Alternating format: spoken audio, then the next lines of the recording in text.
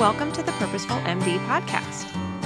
As a physician, you've sacrificed so much of your life for other people, your patients, your family, your friends, and your colleagues. What would it feel like to spend time doing what you enjoy and to live without guilt? I'm your host, Dr. Laura Sutton, a family physician, certified coach, and business owner. If you're a medical professional on a journey towards your most purposeful life, a life with more time and energy, and ultimately more joy, then this is the podcast for you. Welcome to the Purposeful MD podcast. I am honored to have my guest today, Dr. Mary Leung, joining us, and I know it's going to be a great conversation. So, Dr. Leung, welcome. I'll introduce you in just a minute and give your bio. Thank you for having me today. Yeah. So Dr. Leung is a physician who's board certified in internal medicine, medical oncology, and hematology. She's also a certified life coach who's passionate about serving physicians who are stressed, overwhelmed, and burnout.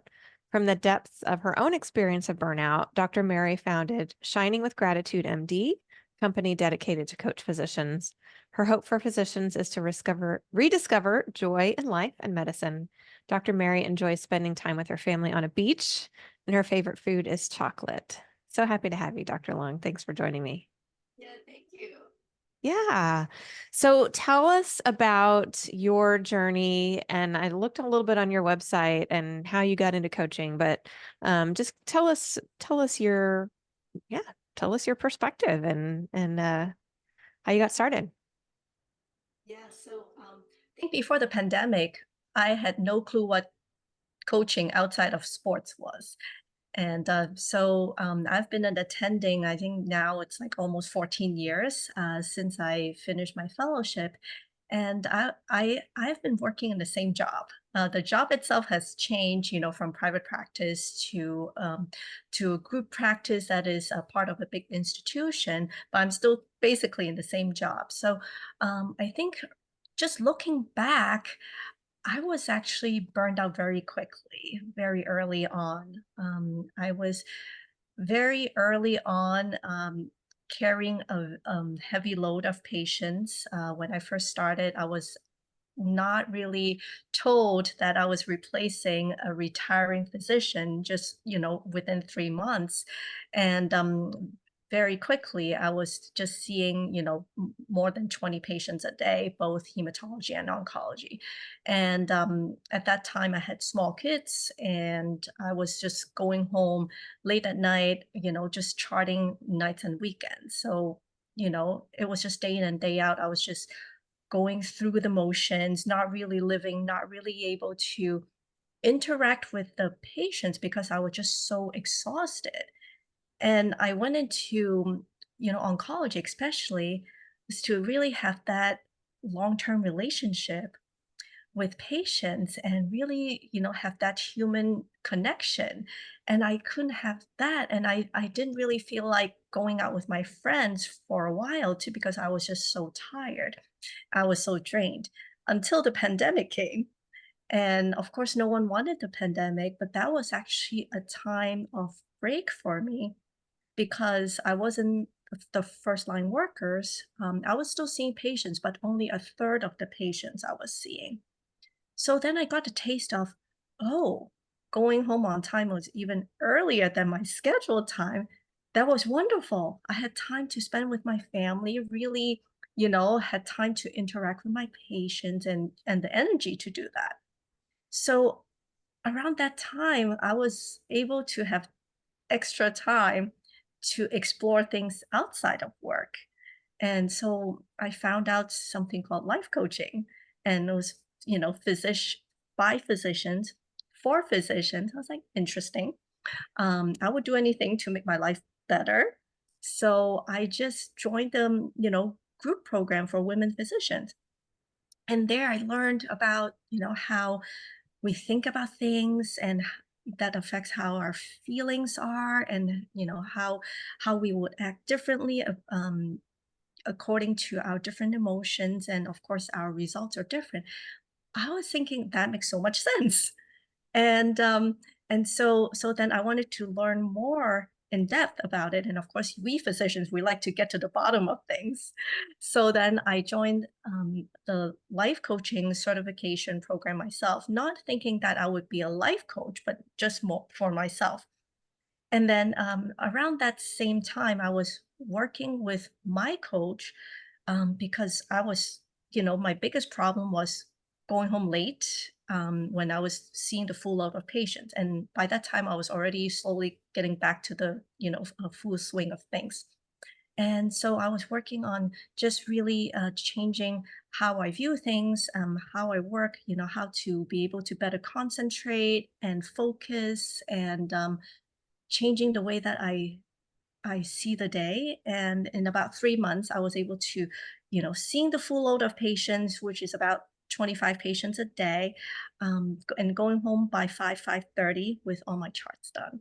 So that's how my journey is. And not only that, I think my main, emotions that I experience have been better.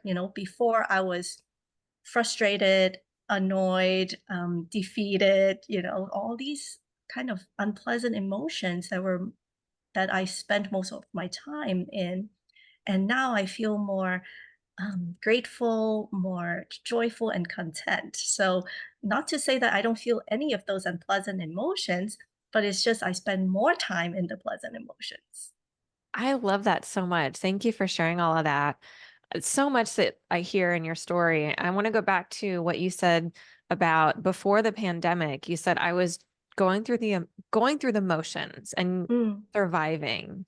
And I just picture you in this place. And of course, seeing you now, you're very joyful and full of energy and vibrant. And I can tell as that shift happened in you. And so I picture again this just kind of down and really not feeling this joy that you know that you have now and that you know is possible. That's what I picked up as well, is that you had small kids and just really feeling like this, probably feeling this isn't why I went to medical school. This isn't why I became a physician. You said I became an oncologist to really connect with people and to have those long-term relationships. And yeah, oncology is not a specialty for the faint of heart, for sure. You deal with a lot of suffering in oncology, and to be able to to be able to witness that suffering and hold the space for it, you have to have that, have to fill your cup first. And so exactly. sounds like that's what Yeah. you were able to do. Hmm. Yeah. And I think that just speaking of the patients, and I do learn a lot of things from my patients every day. And now that I have that mental capacity to engage with them, that I even, learn more. And especially for the patients who are very optimistic, they're realistic, but optimistic, about their diagnosis. And even though they can have stage 4 disease and they can be terminal, and they're able to be grateful about everything around them, about their family, about their medical team, and, the smile. It's like they're just, of course, they want to live longer and have a decent quality of life. At the same time as they're accepting things that they cannot control, and they're making the best out of it. And I think that's what I've been learning, um, all these years, that wow, yeah, there are people out there that are having a lot of suffering, but that does not stop them from really having the joy and the gratitude. I love that. And it sounds like your patients really informed and helped to shape your philosophy around coaching and working with physician clients, and even the name of your company, Shining with Gratitude. And I love that. I think that's beautiful. It's turning something that can be very difficult to deal with into, again, like you said, there's, it's not always going to be joyful, and there's those difficult emotions are still going to be there.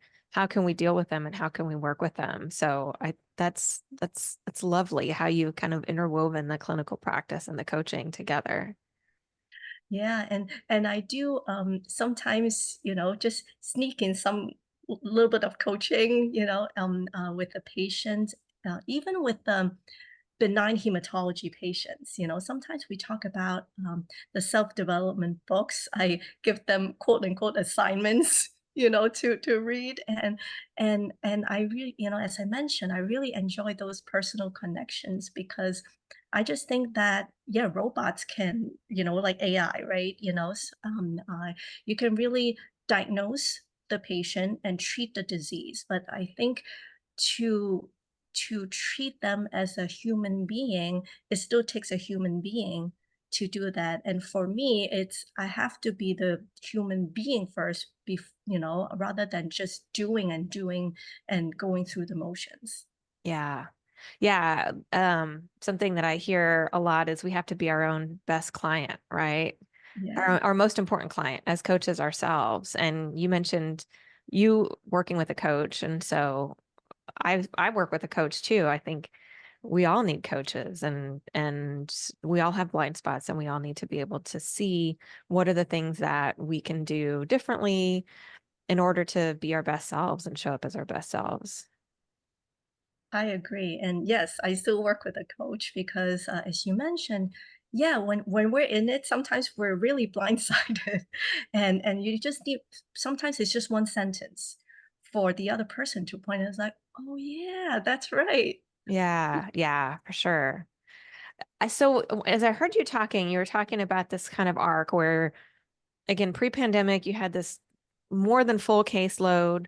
And then when the pandemic hit, it sounds like it slowed down a little bit for you caseload wise, and that you were able to go home earlier than before, and you had more time and energy with your family and with yourself to pursue things outside of medicine. And then you noticed your schedule started picking up again. So what were some of the things that you did as you started to notice, I'm okay, I'm getting busier, I'm hitting I don't want to get like 2019 again. What were some things that you started to notice and what were some things that you started to do to really maintain that balance for yourself? Yeah, so I'm really thankful that I was already working with a coach at that time, and I think one of the biggest things that I learned is how to start my day. So in the past, I would be waking up, and the first thing I thought was, "Oh, I'm gonna have another long day." That was my main thought or something along those lines. So immediately, before even getting out of bed, I would be dreading to go to work, because I was like, "Oh, another long day. How was I going to survive?"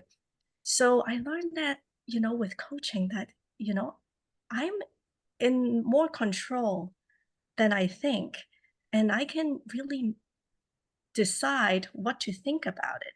So I can decide to think of my day differently. So that's what I did. And so when I wake up in the morning, I choose to think that, oh, it's another day that I'm going to make a difference. It's going to be a good day, no matter what happens. So when I say that, it's like I'm more hopeful, I'm more upbeat, and I'm kind of lighthearted about things because there are always going to be surprises, especially in medicine. Even on your schedule, it's like, there's sometimes it's like, "Oh, we forgot to put that person on the schedule, but they have the card to show that they're supposed to be here," or some, emergencies happen, you name it. So I decided not to have those things kind of upset me or, um, to control how I feel because I am in control of what I think and therefore I can really choose to feel how I want to feel. And, just like the cancer patients, I can be in a difficult situation and still be thankful about things. And by doing that is I bring that to my team. I have a little team that I work with, my medical assistant and also my nurse for the day. I mean, they rotate, so I don't work with the same people every day in the group practice. And we just do a little quick morning huddle in the morning and I tell them the same thing. Today's going to be a good day and we're going to finish on time. And so, and I throughout the day I just appreciate them. I thank them for things, and I just feel that with that, you know, and coaching really helped me with the connection with the patients, the connection with my staff, And of course, with my family too, because now I actually get to spend more time with my family and the quality time because I am able to be more present. So I think that is a really big change. So it's like all these things add together to make my life be more fulfilling.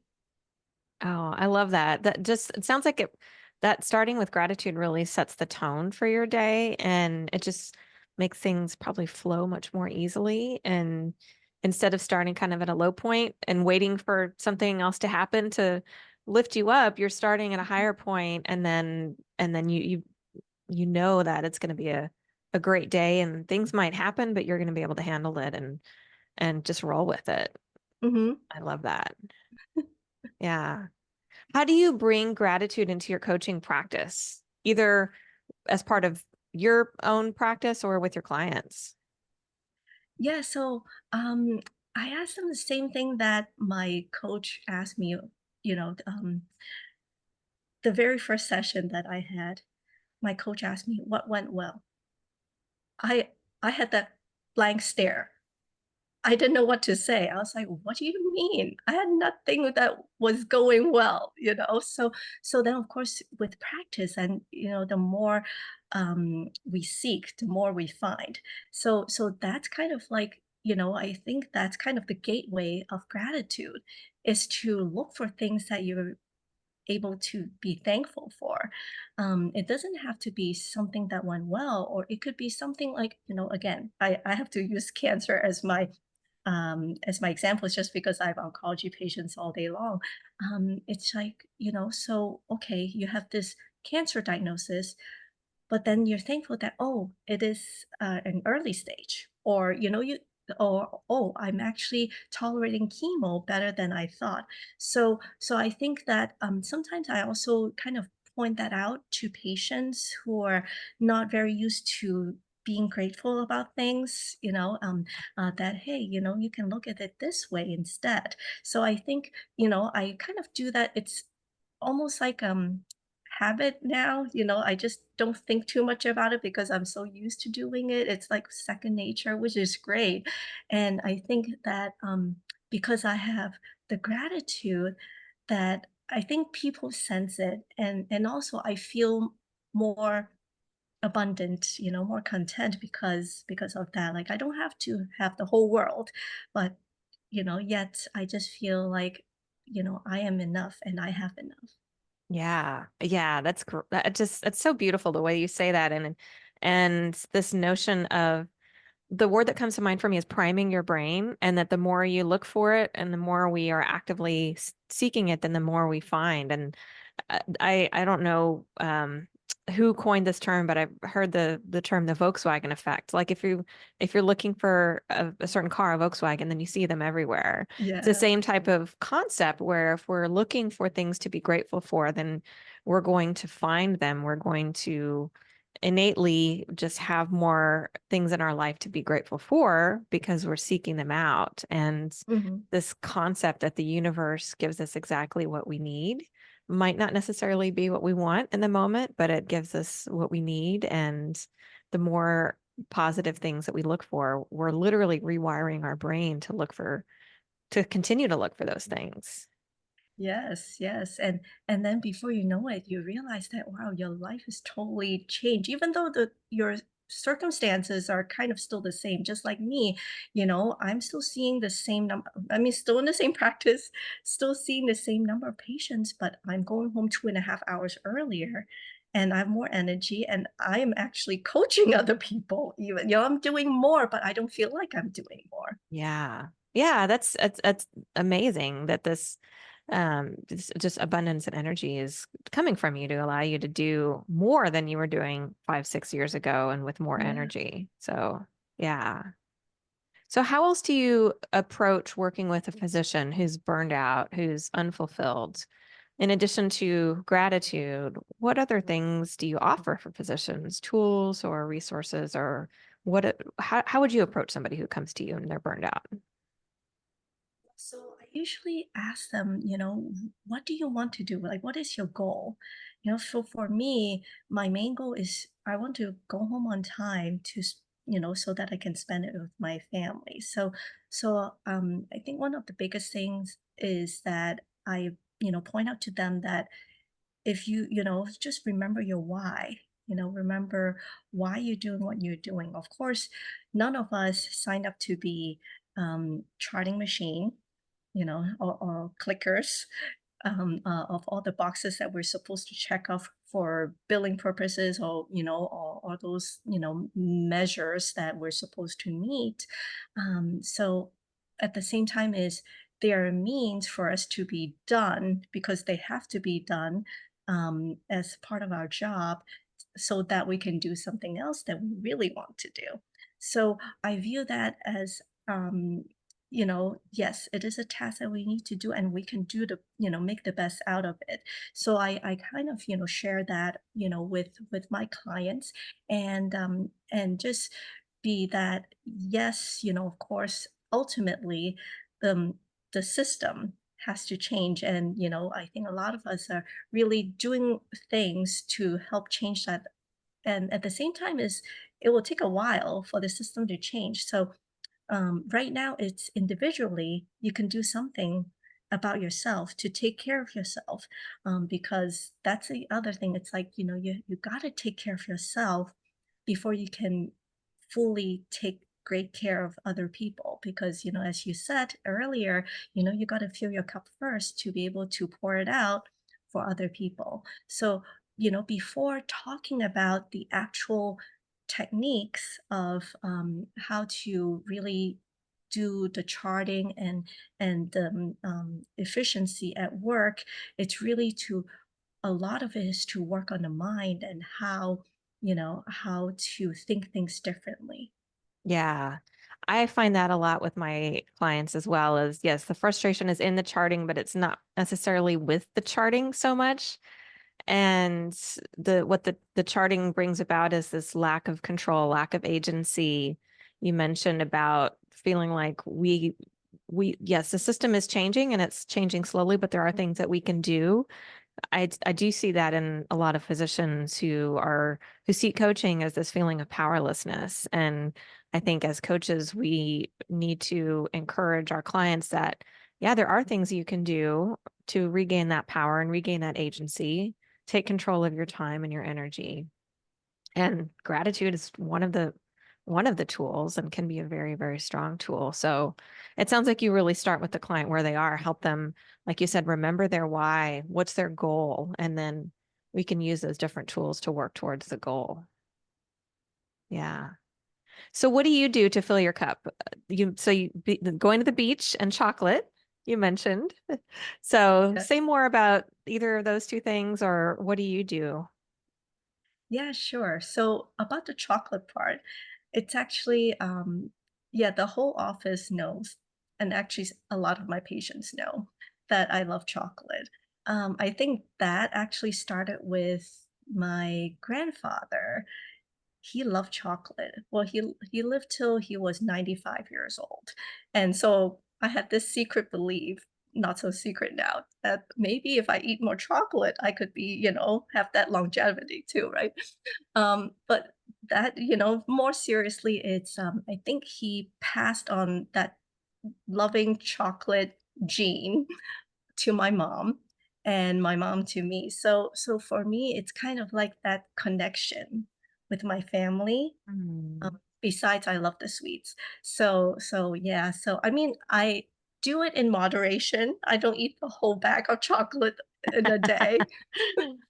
But I am open to trying different kinds of chocolate with different flavors. I've tried, like the chili chocolate, I like matcha chocolate, whatever, and in Japan, apparently, that they're the most number of flavors of Kit Kat chocolate in the Hmm. world. Something that I didn't know about, even more than in the United States, even though Kit Kat is very dear. So the other thing, about spending time to fill my cup is, yes, I love the beach. I grew up in Hong Kong, so I really grew up going to the beach a lot. So that's kind of like my quiet place. I enjoy going, spending time with my family. My in-laws have a house in kind of the Hamptons area that we would spend sometimes just, very fine sand, peaceful. And I can just sit there and looking out at the ocean, and have a light breeze, and maybe sometimes just picking up some shells and just, be content just looking at the sky, looking at my family, and that's how I fill my cup. That sounds, both of those just sound amazing and lovely. I'm right there with you on both of them. The chocolate, I love chocolate. Now it gives me a little bit of a headache and keeps me awake, so I have to be very careful with it. So, are you a dark chocolate or a white chocolate, milk chocolate? What's your favorite kind of chocolate? Like a milk chocolate, but that there are certain, companies, they make all different kinds of chocolate truffles, and I would just eat all of them. I mean, I've tried different ones every day. Just recently, my kids and I, we went to this outlet with the chocolate truffles, and I think we bought 150 truffles. Like, Oh, wow. they're like this Yeah. ball size, right? Yeah, yeah, yeah. And there are all these different flavors, and I enjoyed all of them. Oh my goodness. I'm getting hungry for chocolate now. I might have to go sample some. Yeah, and the beach sounds like it's just a very restful, rejuvenating place for you to just be. And you mentioned that connection both with your family, with the chocolate, and then connection to nature too, is what I hear, and with the beach and this just kind of breathing in the salty air and feeling the sand between your toes. And so yeah, that's awesome. And it sounds like, or at least what I assume is that you encourage your patients to do the same things or whatever fills their cup. It might not be the beach and chocolate for them, but whatever that is for them so that they can take care of themselves and your clients too. Yeah, I ask my patients, I'm like, what do you like to do? And, yes, some of them like crochets, like different hobbies. So I encourage them to, really just do what they enjoy doing. And the clients too. And of course, when they're in the survival mode, they can't think about anything else but just to live another day. So, the important thing is to help them get out of that survival mode and be able to see that, hey, there's actually life, that you can live again and enjoy, the life outside of medicine, and maybe also enjoy medicine again. Yeah. Yeah. Yes, all of that. I'm thinking about what what might be the first step if somebody is feeling so burned out, and how do you get them from that burned out state to feeling gratitude? It seems like that's a leap that doesn't happen. It takes some time to get there. And so what's the first step to getting there? You mentioned starting with the why and talking with their goals, and what else can be helpful to get them to that gratitude?